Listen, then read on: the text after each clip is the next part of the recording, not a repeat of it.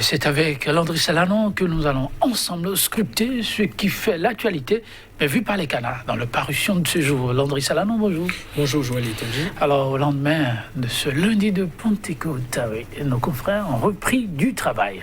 Oui, avec les suites données aux différentes séances d'installation, également d'élection des maires au niveau de nos différentes communes. Et puis il y a, vous le disiez tantôt Joël Etonji, contestation des différents candidats qui sont d'ailleurs proposés. Cotonou, situation ubuesque, on dirait. Boycon aussi, on n'a pas pu installer dans plusieurs autres communes, ou encore d'autres qui sont donc élus et déjà contestés aussi par les populations. C'est carrément du désordre qui s'observe dans les communes, au point où l'État, en tout cas, envisage déjà l'introduction d'un projet de loi interprétatif pour davantage expliquer les dispositions du code électoral. Voilà autant de sujets qu'apportent d'ailleurs les canards en leur parution du jour. Ils s'interrogent, est-ce que c'est le moment propice pour changer donc les règles qui avaient été donc pourtant fixées? Joël Etonji nous reviendra.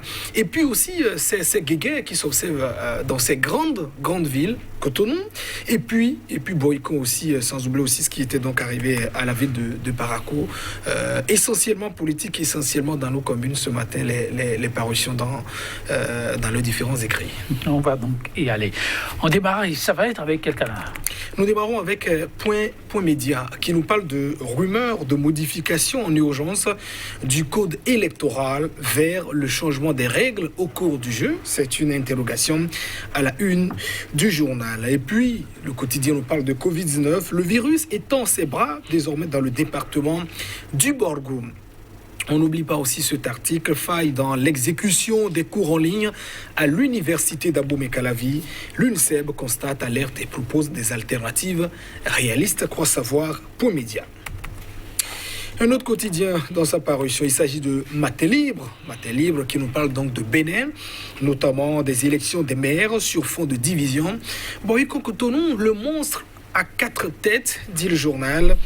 Et puis expropriation de terre à Kansoupa, une injustice est donc en gestation, dit par ailleurs le journal Matin Libre, qui s'intéresse par ailleurs à la rouverture des églises, également des mosquées, à partir de ce 2 juin, comme annoncé d'ailleurs par le Conseil des ministres d'il y a quelques jours.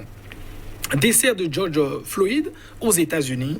Trop c'est trop, s'indigne ni Sefo Dieudonné Soglou ICPR, ni Sefo Dieudonné Soglou, qui est donc le vice-président du Forum des anciens chefs d'État d'Afrique.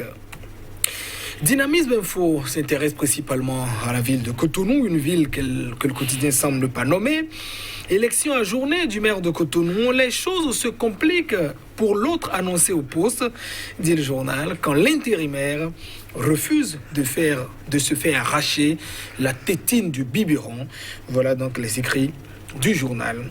Et cette prospection aussi, prétendue quête de parrainage pour 2021, l'opposition doit éviter de se faire ridiculiser, surtout en face d'un potentiel challenger comme Patrice Talon. Et puis, on n'oublie pas cette commune de Zayanando, Justin Kanyikpo, voilà, élu maire, mais sans garantie de durée au poste.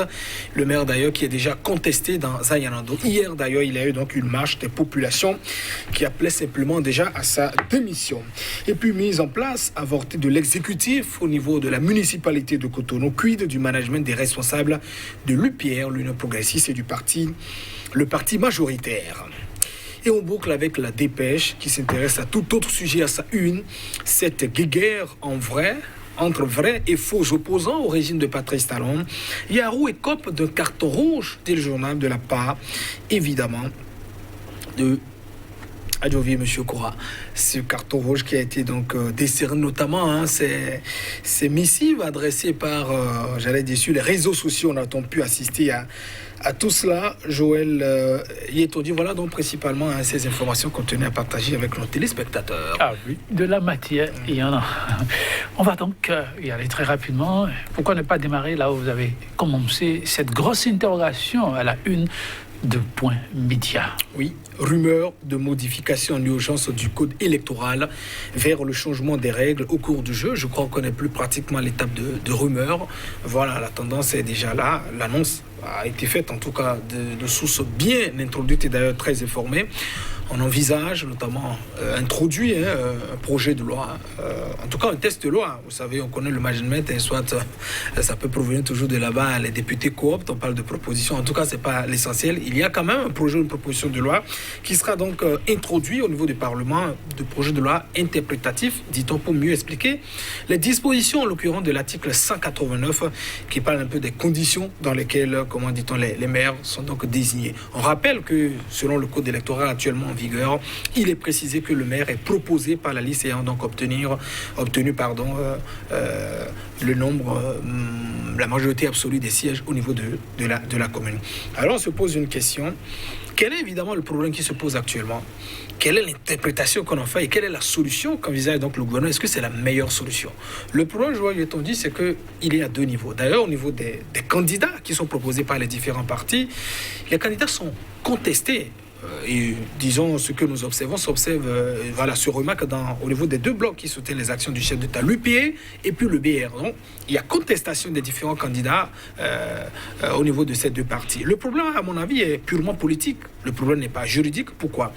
Et ces contestations peuvent s'observer. D'abord, à un point de vue, le premier point de vue, c'est que lorsque vous rassemblez des gens, je pouvais utiliser ces expressions, c'est-à-dire du jour au lendemain, nous voulons deux blocs, des gens qui ne se sont jamais côtoyés, qui n'ont donc pas milité dans les mêmes partis pour, disons, avoir une certaine éducation, qui n'ont forcément pas aussi la notion de la hiérarchie, comment les règles se fonctionnent, et que vous les appelez de part et d'autre, juste pour avoir un gros bloc, c'est d'abord la première conséquence. Vous les découvrez, notamment à l'acte. Et c'est d'ailleurs ce que nous sommes en train donc, d'ailleurs d'observer. Et puis le deuxième élément, c'est que on a l'impression que certains candidats sont donc imposés aux différents conseillers que vous avez. Parce que quand je prends par exemple le cas de Lalo, où il a été démontré que pour la plupart de ces conseillers, des procurations avaient délivré des procurations et que le même jour, eux-mêmes se présentent, par exemple par l'élection, et qu'on ait par exemple 20 voix contre et 4 pour, en tout cas pour celui qui était proposé. On a bien l'impression, en tout cas pour la plupart des communes, que les candidats sont donc imposés, comment dit-on, aux différents conseillers communaux qui ne sont donc pas d'accord. Donc le problème, il est purement juridique. Est-ce que la solution apportée par le gouvernement est la vraie solution? C'est une fausse solution, ce n'est pas la meilleure solution. On aura beau modifier plus de 1000 fois le code électoral.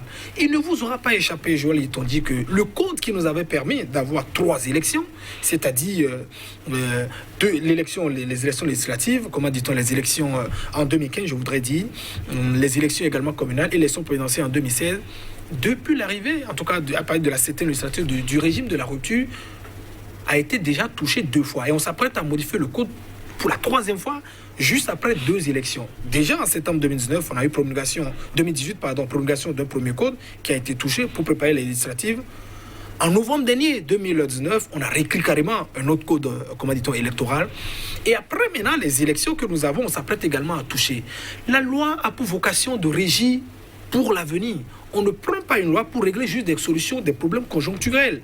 La loi est là pour régler des problèmes structurels et dispose donc pour l'avenir. Ce n'est pas, et c'est l'erreur stratégique que fait ce régime depuis 2016. C'est-à-dire que c'est quand on a des problèmes, on a l'impression que c'est la loi qui doit nous permettre de régler et qu'il faut donc modifier la loi. Le code électoral actuel n'a aucun problème. Le problème se situe à la fois de l'imposition des candidats, le problème se situe à la fois de la nature des gens qu'on ne connaît pas et qu'on rassemble de ce fait pour espérer quand même de leur part une certaine discipline. Il aurait simplement fallu à ces 2 partis politiques, en tout cas dans lesquels on observe beaucoup plus ce que je qualifie de pagaille, simplement pour ces partis politiques, par exemple, de modifier le règlement intérieur.